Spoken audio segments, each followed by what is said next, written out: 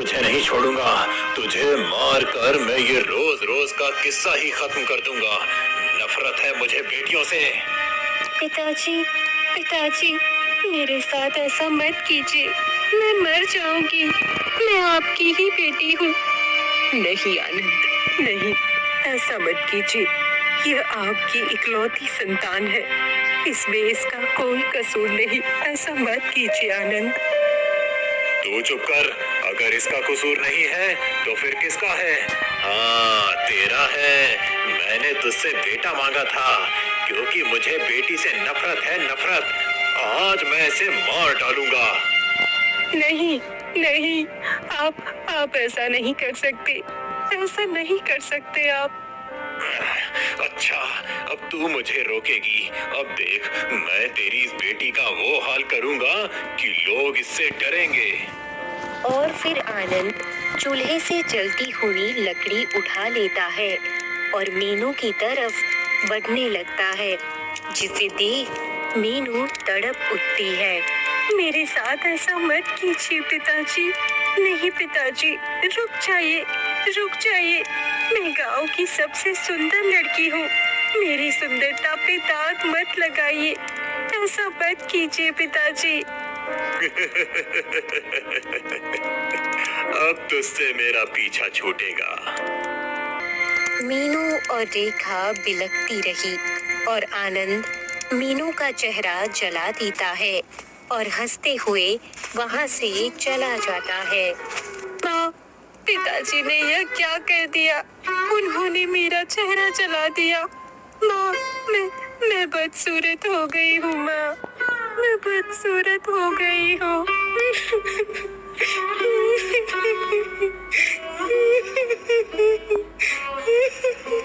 हे भगवान, इस जले बदसूरत चेहरे के साथ मेरी बच्ची से कौन शादी करेगा? कौन शादी करेगा मेरी बच्ची से?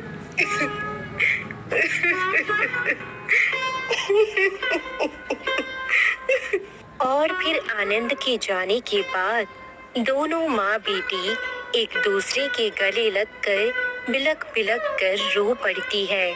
उनकी जैसे दुनिया ही उजड़ गई थी। ऐसे ही कुछ दिन और बीत गए और एक दिन तो हद ही हो गई जब आनंद अपनी नई पत्नी को लेकर घर में आ गया। आओ संगीता, अब से ये घर तुम्हारा है और तुम इस घर की मालकिन, मेरी नई पत्नी। आनंद, आपने दूसरा विवाह कर लिया और मुझे बताना भी जरूरी नहीं समझा? क्यों? तू कोई गांव की सरपंच है जो मैं तुझे बिना बताए कुछ नहीं कर सकता? पिताजी, पिताजी, पहले आपने मेरा चेहरा जला दिया और अब आपने दूसरा विवाह करके माँ को धोखा क्यों दिया? जवाब दीजिए, जवाब दीजिए पिताजी। अच्छा, भूल गई क्या? जो अभी कुछ दिनों पहले मैंने तुझे जो सबक सिखाया है, फिर भी तेरी इतनी हिम्मत कि मेरे सामने खड़ी होकर मुझसे सवाल जवाब कर रही है? हाँ करूँगी, सवाल करूँगी, क्योंकि इस बार बात मेरी नहीं बल्कि माँ की है। इसलिए बताइए, क्यों किया आपने ऐसा माँ के साथ? अच्छा, तो जानना चाहती है ना तू? तो सुन, मैं थक गया हूँ तेरी इस माँ और तुझे झेलते झेलते। मुझे बेटे की ख्वाहिश थी और इसने तुझे पैदा किया, इसीलिए मैंने संगीता से विवाह कर लिया और आज से जो संगीता कहेगी वही इस घर में होगा, समझे? यहाँ सब कुछ मेरी मर्जी से होगा? हाँ संगीता, बिल्कुल। तो फिर ठीक है, एक काम करो, सबसे पहले तुम इन दोनों को मेरे घर से बाहर निकाल दो, क्योंकि मैं चाहती हूँ तुम्हारी इस पत्नी और इस बदसूरत बेटी का मुंह मुझे न देखना पड़े। इसलिए इन्हें बाहर निकालो। ठीक है, इतनी सी बात है, लो अभी निकाल देता हूँ। चलो चलो, अब तुम दोनों मेरी पत्नी के घर से निकलो। नहीं आनंद, नहीं, ऐसा मत कीजिए। हम कहाँ जाएंगे? हमें यहीं रहने दीजिए। हमारा कोई ठिकाना नहीं है, हमारा आपके सिवा कोई नहीं है। अब कहाँ जाएंगे आनंद? ऐसा मत कीजिए ऐसा। पिताजी, हम पर जुल्म ना करें आप। ठीक है, आपकी पत्नी को हमसे दिक्कत है तो हम उनके सामने नहीं आएंगे और घर का सारा काम भी कर देंगे। बस आप हमें घर से मत निकालिए घर से। और फिर उन दोनों का रोना गिड़गिड़ाना देखकर आखिरकार आनंद को थोड़ी तरस आ ही गई थी। संगीता, जाने दो, इन्हें यहीं रहने दो। क्या बुरा है? तुम्हारे लिए इनके यहाँ होने से तुम्हें नौकर को पैसे नहीं देने पड़ेंगे और फ्री में तुम्हें घर का सारा काम भी कराया मिल जाएगा। इसीलिए इन्हें रहने दो। ठीक है आनंद, तुम कहते हो तो मैं मान लेती हूँ, लेकिन तुम अपनी इस बदसूरत बेटी को समझा देना कि यह अपनी बदसूरत शक्ल लेकर मेरे सामने ना आए, वरना अच्छा नहीं होगा। संगीता यह कहकर आनंद को अपने साथ लिए वहां से जा चुकी थी, जबकि पीछे दोनों माँ बेटी रोती रह गई थी। और फिर दिन यूं ही गुजरते गए और वह दोनों घर का सारा काम करती और एक कोने में पड़ी रहती। जब एक दिन, माँ, ऐसा कब तक चलेगा?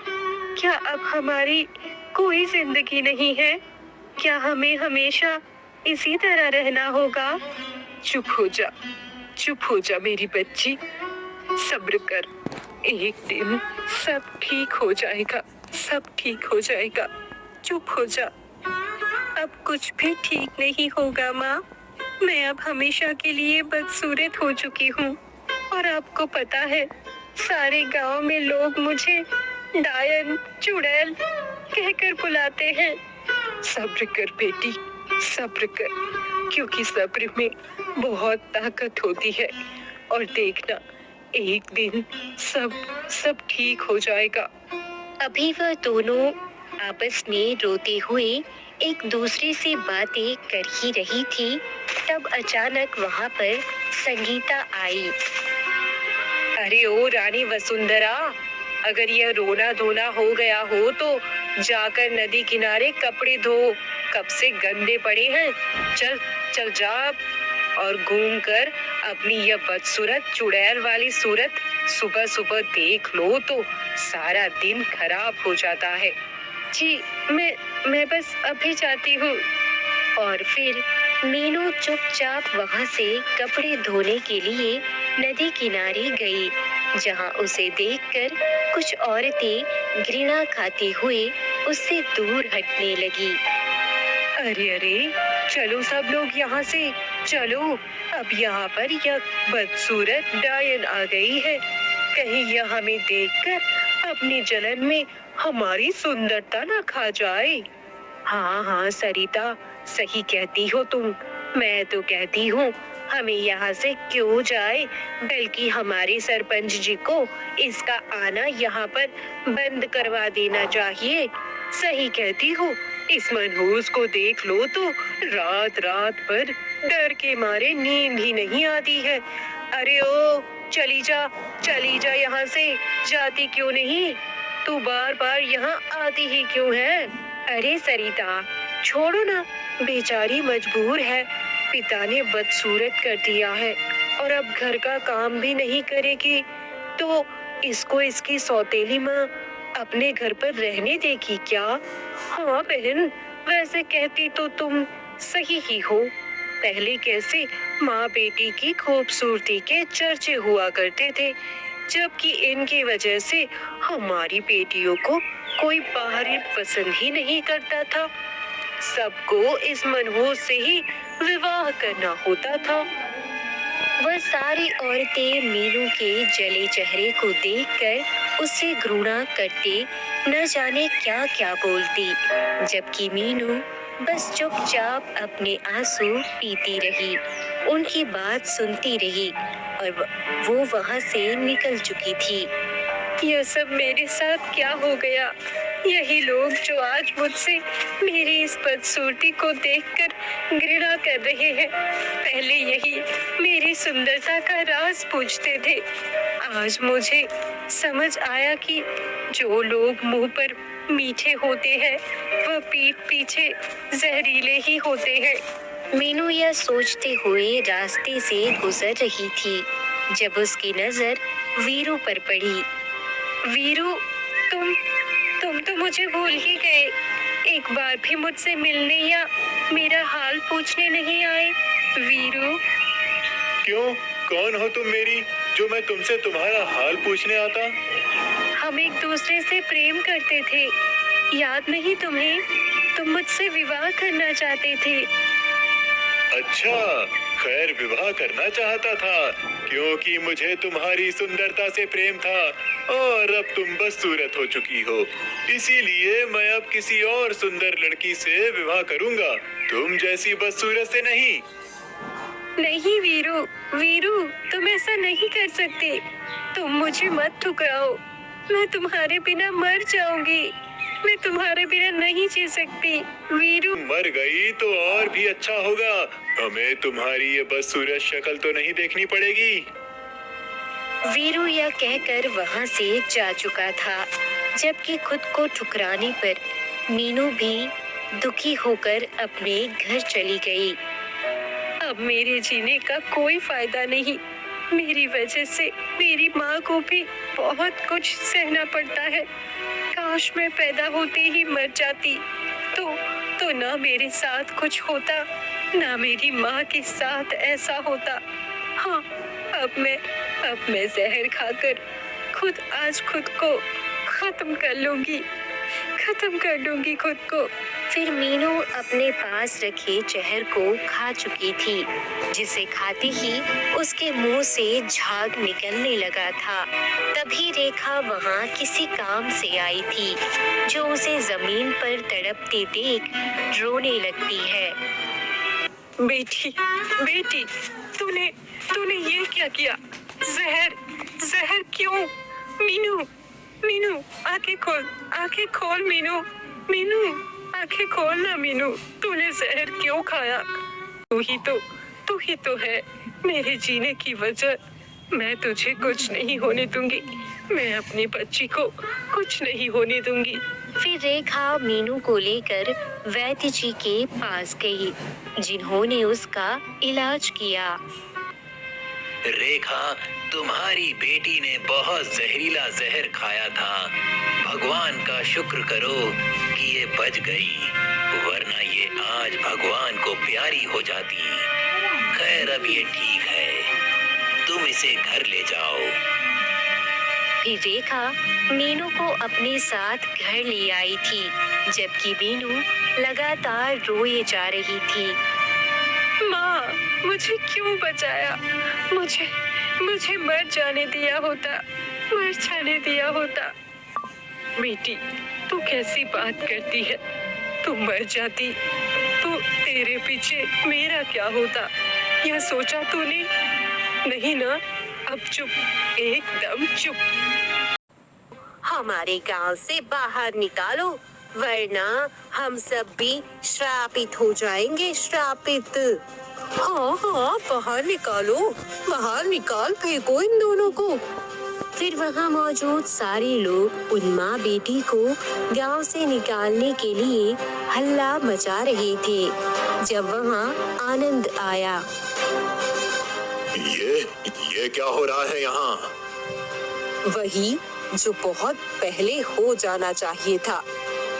फिर संगीता यह कहकर आनंद को सारी बात बताने लगी, जिसे सुनकर पहली बार आनंद के दिल में कुछ हुआ था।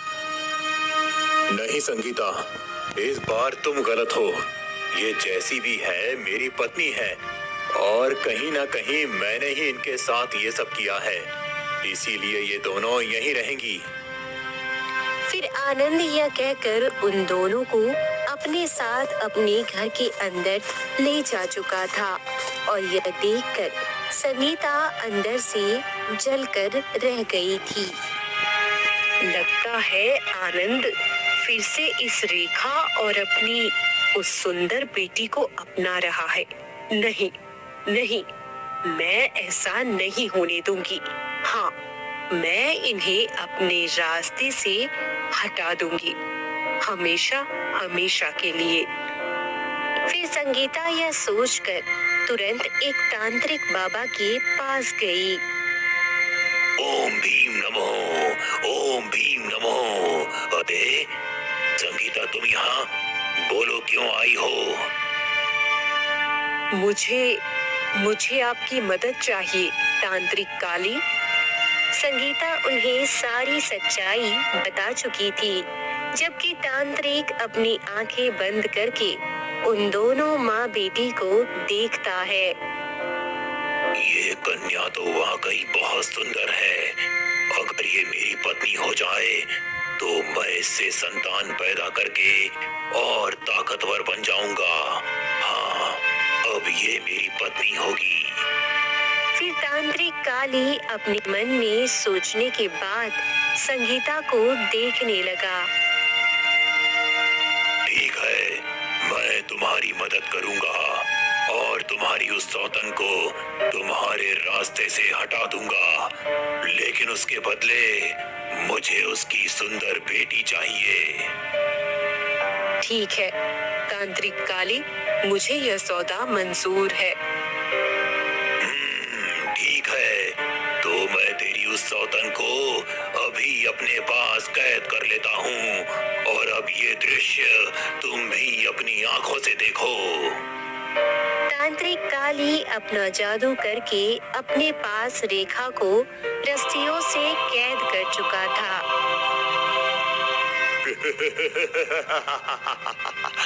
तुम्हारा काम हो गया, अब तुम मेरा काम करो। हाँ तांत्रिक काली, मैं अभी मीनू को आपके पास लेकर आती हूँ। और फिर संगीता यह कहकर मीनू के पास पहुंची। अरे मीनू, जल्दी चल चल मेरे साथ। मैंने सुना है जंगल के पीछे एक महान तांत्रिक है जो अपने जादू से तेरी माँ की सुंदरता वापस ला सकते हैं।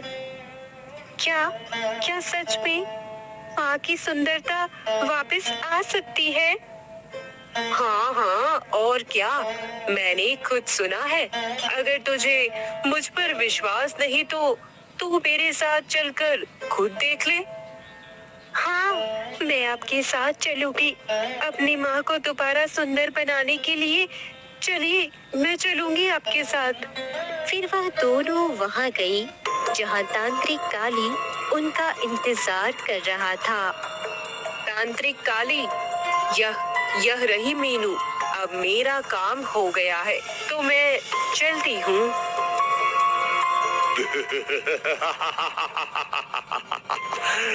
तुम्हारा बहुत बहुत धन्यवाद संगीता। छोटी माँ, या क्या? और माँ को किसने इन रस्सियों पे कैद किया है? और आप कहाँ जा रही है?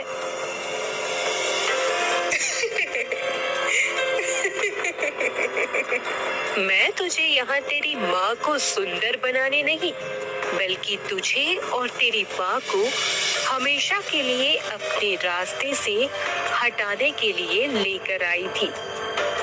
नहीं, नहीं, यह क्या कह रही है आप? आप ऐसा नहीं कर सकती, ऐसा नहीं कर सकती आप। फिर संगीता मीनू की बात को अनसुनी करके वहाँ से जा चुकी थी, जबकि मीनू खुद को छुड़ाने के लिए तांत्रिक से मिन्नतें करने लगी थी। मुझे छोड़ दो तांत्रिक काली, मुझे छोड़ दो, मुझे जाने दो।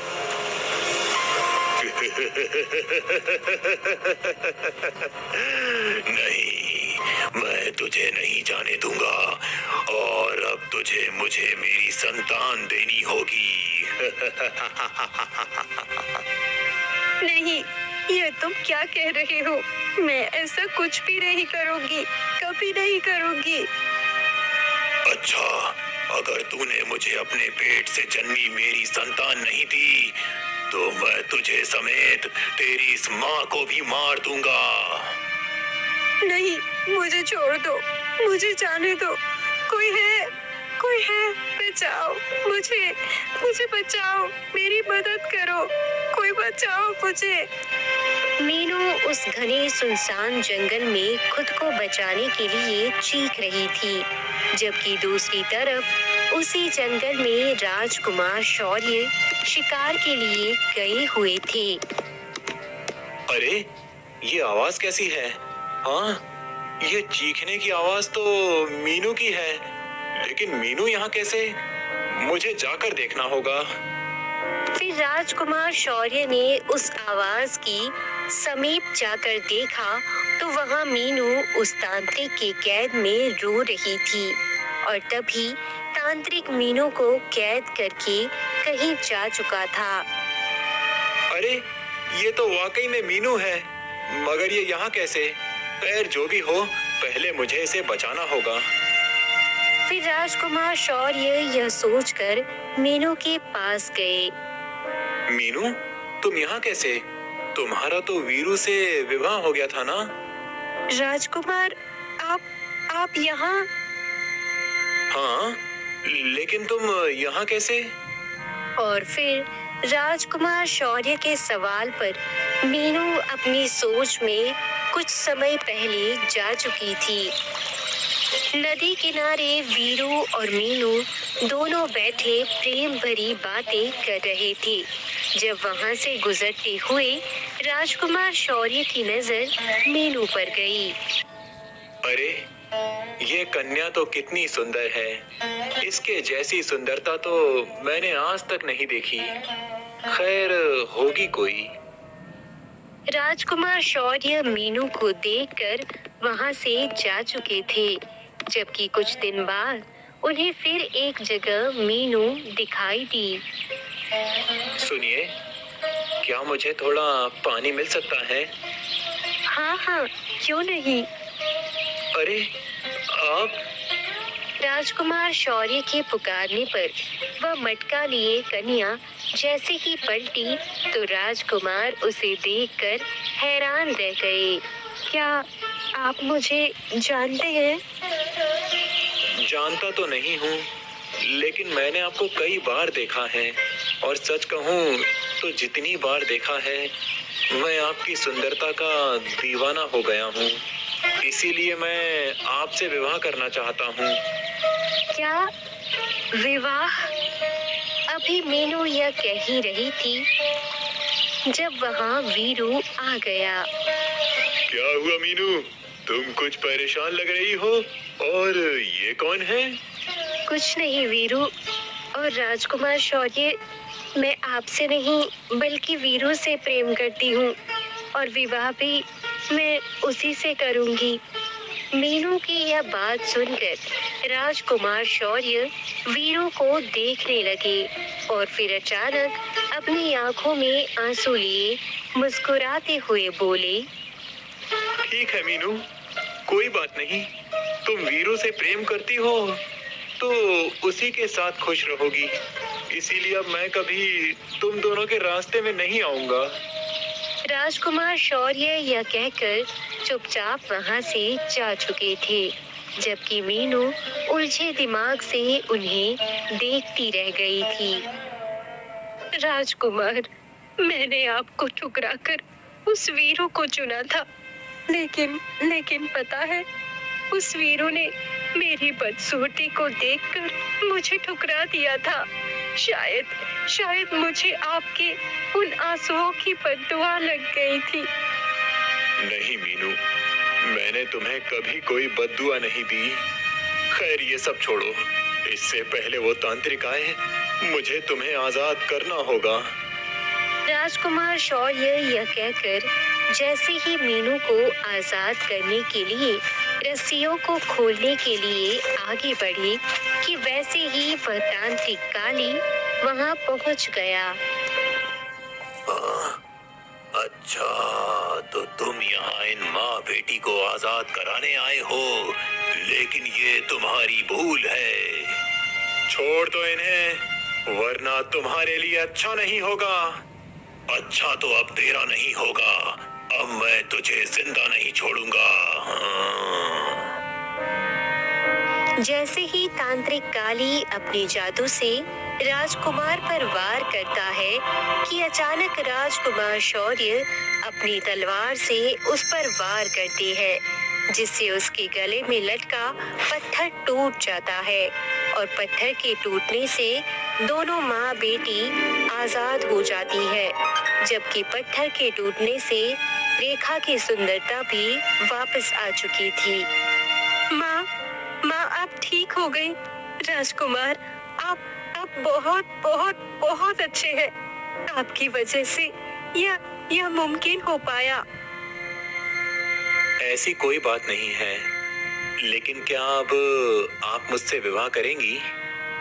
हाँ राजकुमार शौर्य, मैं आपसे इस जन्म में तो क्या